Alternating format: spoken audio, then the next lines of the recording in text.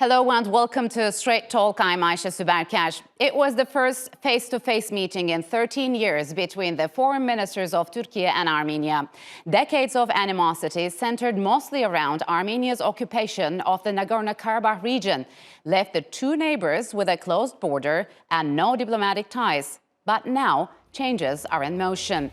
Productive and constructive, that's how Turkish Foreign Minister Mevlut Cavusoglu described talks with his Armenian counterpart Ararat Mirzoyan at the Antalya Diplomacy Forum.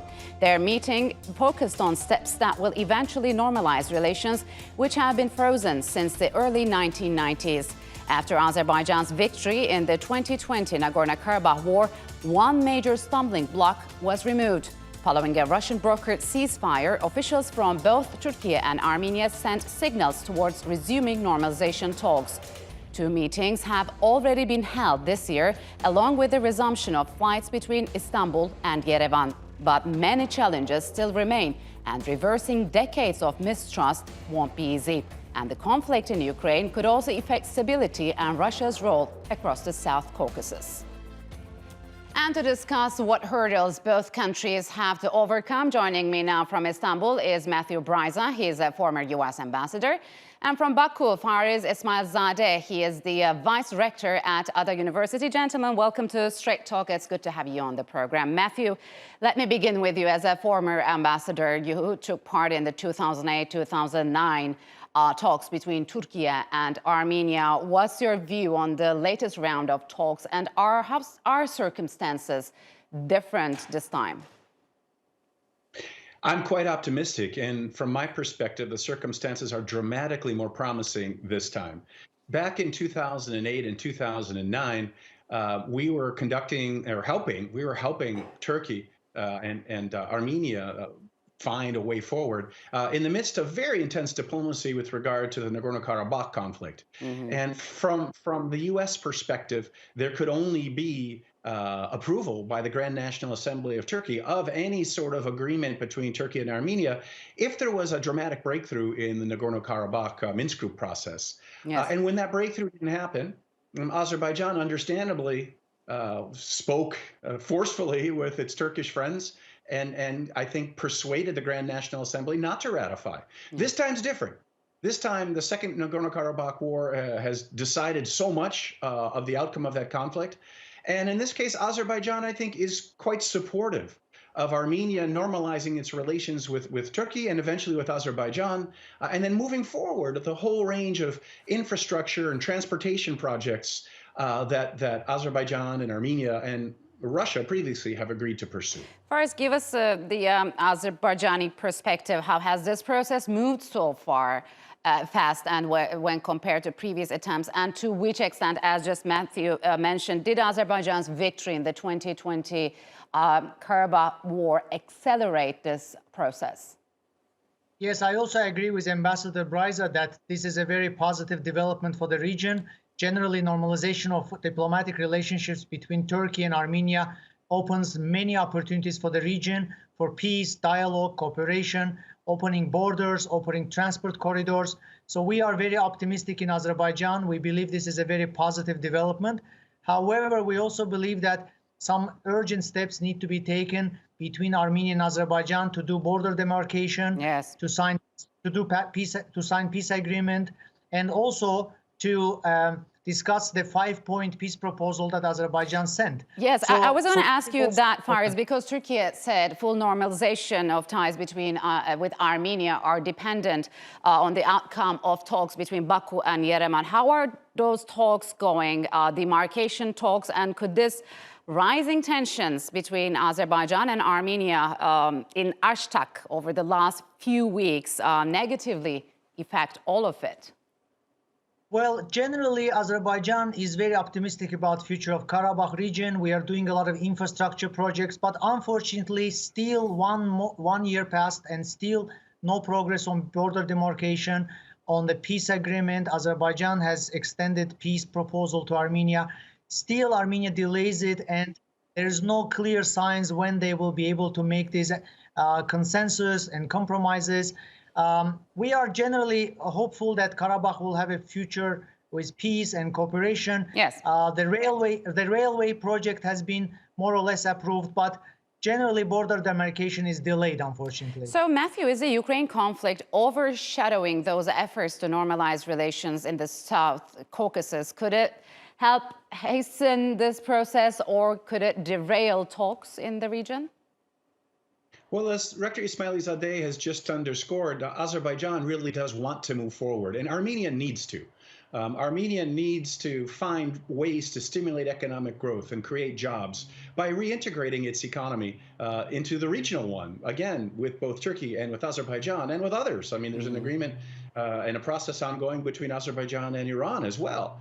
That includes Turkmenistan. So I think that the corridor that the United States has supported for decades, along with Turkey and, of course, Azerbaijan and Georgia, the east-west corridor stretching from the Caspian Sea to the Black and Mediterranean Seas is more important than ever, precisely because the world is walking away from doing any sort of business with Russia. Yes. So if you can't move across Russia, this corridor from the Caspian to the Mediterranean and the Black Sea is, more important than ever geostrategically and commercially. So far as what kind of implications are we likely to see in the South Caucasus if Putin either wins or loses in Ukraine? Are we likely to see some negative impacts in both scenarios?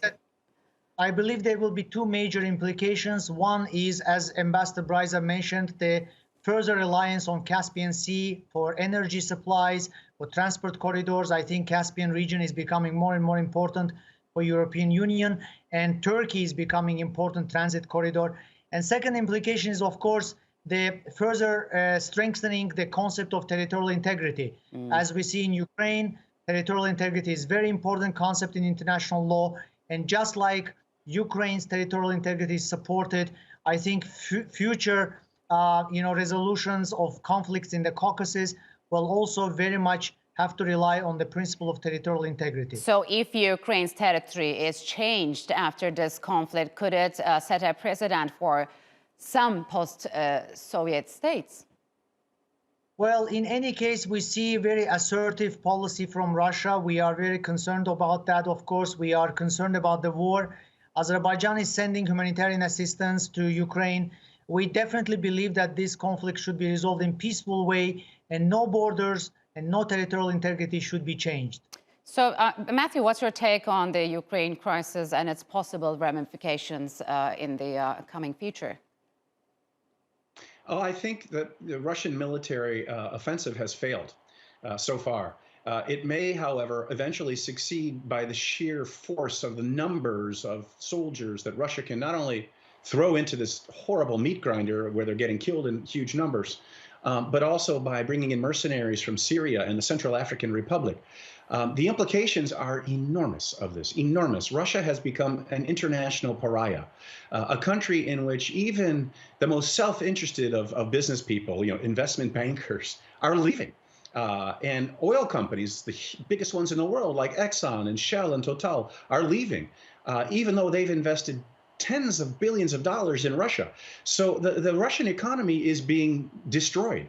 And the geopolitical implications of all of this, of having Russia as a pariah that's seen as having, in an unprovoked way, invaded a friendly country where the peoples actually love each other, it's hard to fathom how dramatic it's going to be. But we're in a moment of rewriting the rules of post-World War II national security. Yes. And where that comes out remains to be seen, depending upon how quickly this Russian war ends and Putin decides to find a way out. So far as in the meantime, Russia says it welcomes efforts by Turkiye and Armenia to normalize, but wouldn't fully restore ties between Ankara and Yerevan limit Russian influence in the region? And why would it want that, especially in the middle of this Ukraine crisis?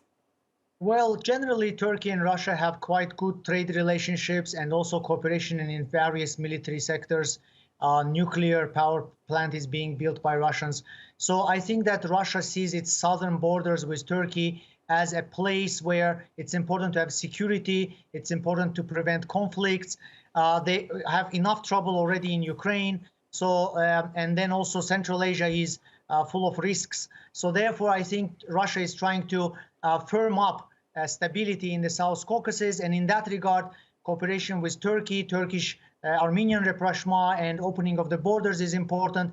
Plus, also, it will give access to Russian railways to be connected to Turkish railway system and Iranian railway system. So I think this is the practical benefits for Russia in this regard. Yeah, lots of stake for Russia. So, Matthew, some Armenian lobbies in some Western capitals have long been objected to the idea of normalization between Turkey and Armenia. How are they reacting to this latest talks?